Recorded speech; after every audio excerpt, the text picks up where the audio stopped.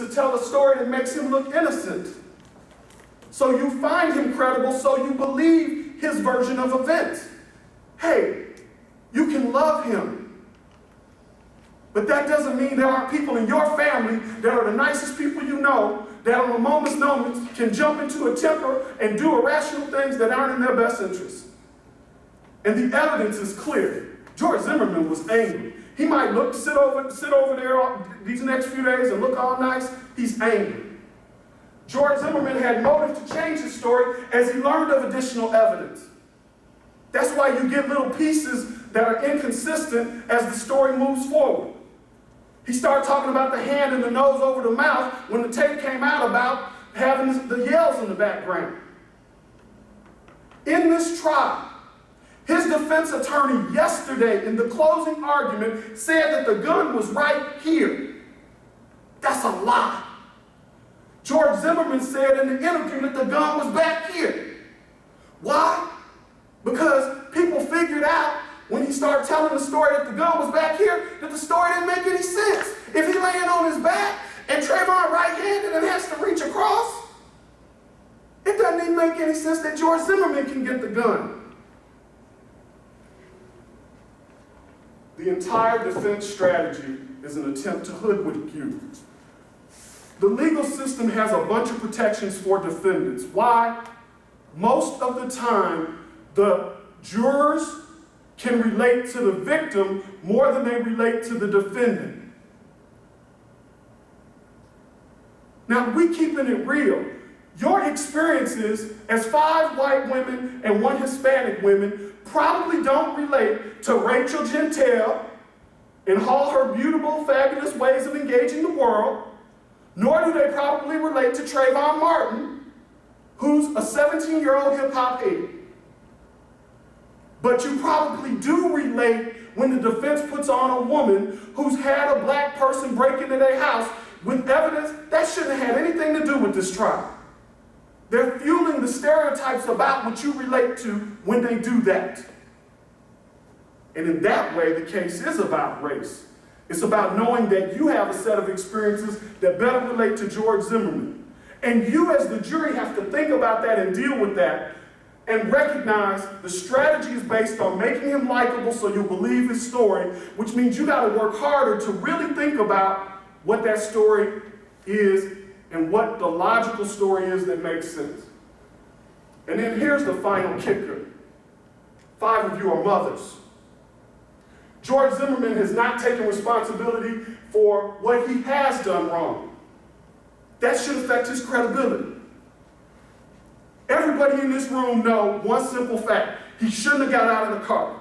And everybody in here saw the Hannity interview when Hannity pushed him on it and he said, "No, I didn't do anything wrong. It was God's will."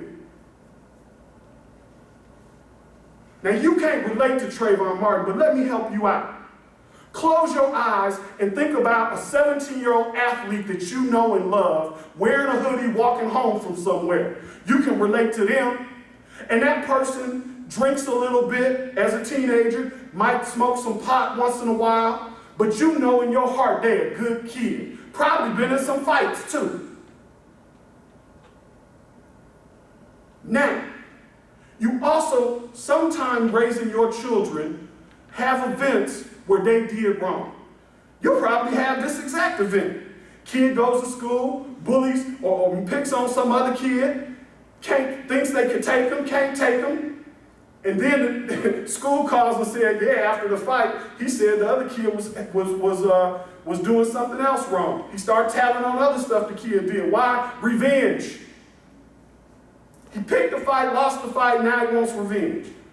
You've had a kid stick their hand in the cookie jar when you told them not to. Do you put punishment on that kid until they accept responsibility for what they do? Sure you do. That's where we all should be able to relate as parents dealing with a child.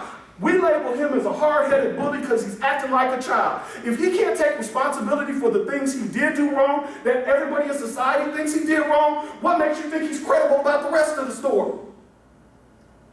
Them lawyers could go back in the back room and plea bargain and negotiate and say, George can say, I need to take responsibility that I got out of the car. It ain't against the law, but I shouldn't have done it. It could have prevented this from occurring. Can we come up with a plea bargain that represents that effectively?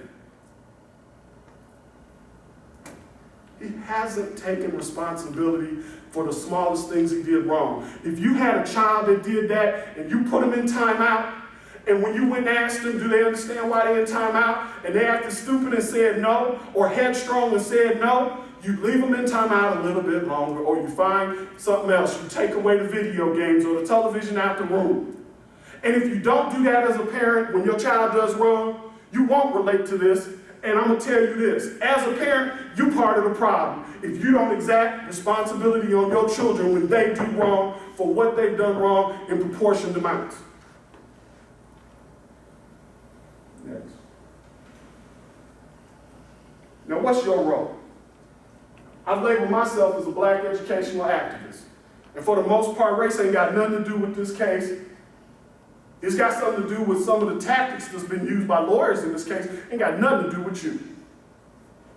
George Zimmerman, hard-headed bully, acting like a child, refusing to take responsibility, and even saying God wanted this to occur.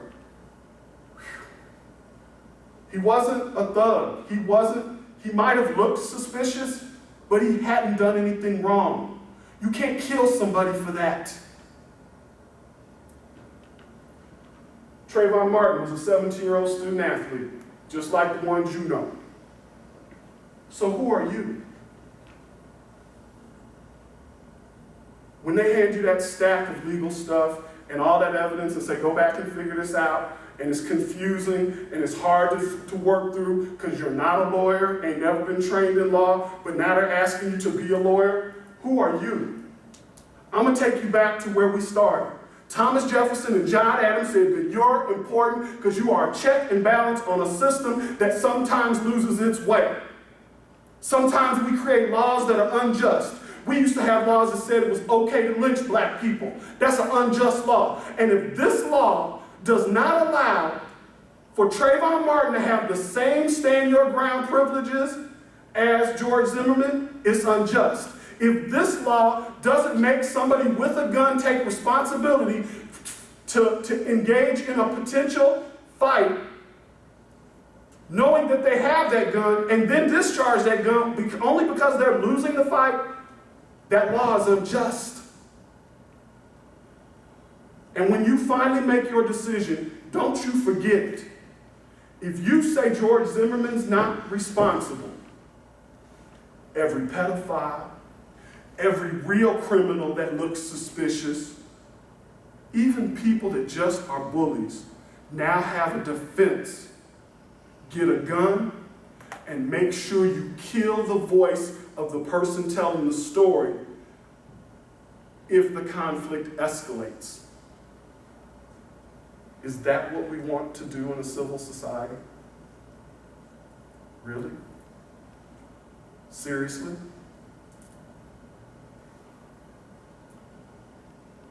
You have to figure out ways in that room to be fair both to Trayvon and George, even if you relate more to George and George's witnesses and the nice things said about George. You got to figure out how to find that same relatability to Trayvon if you don't relate to him because of who he is. You have to think about why the system protects defendants more, because usually that defendant doesn't relate. And in this case, it's going to be harder for you and your life experiences to relate to Trayvon and his life experiences. Talk about that in the back room.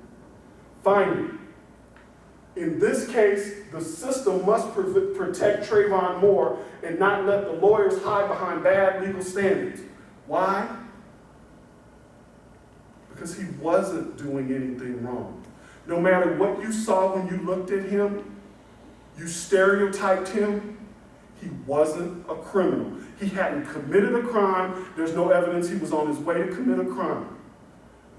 And you should think about if that was you and you were minding your own business. It's more than an unfortunate accident if you end up dead because somebody stereotypes you. That's how gay bashing occurs. That's how violent acts against minority groups occur. When we stereotype and make wrong assumptions, and then it becomes doubly worse when we say, that's just an accident. I, as a 17-year-old parent of a parent of a 17-year-old black boy, have to think about, do I go get a gun for him in case some stranger? I used to tell my children, don't engage strangers, don't talk to them. And now you're telling me that they can approach him with a gun, initiate conflict, and if my son fights back in fear of his life, he can be shot? If you acquit this man, what are you telling me to do with my child? You tell him don't run fast. You tell him now don't walk too slow. When is society going to take some responsibility for what they do and for creating these boxes for an innocent child to try to live in, walking home minding his business? I'm a parent. 5 of you are parents.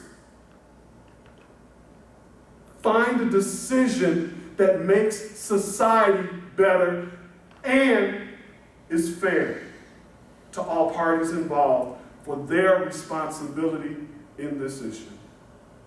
Thank you. That's a good job. Turn it up.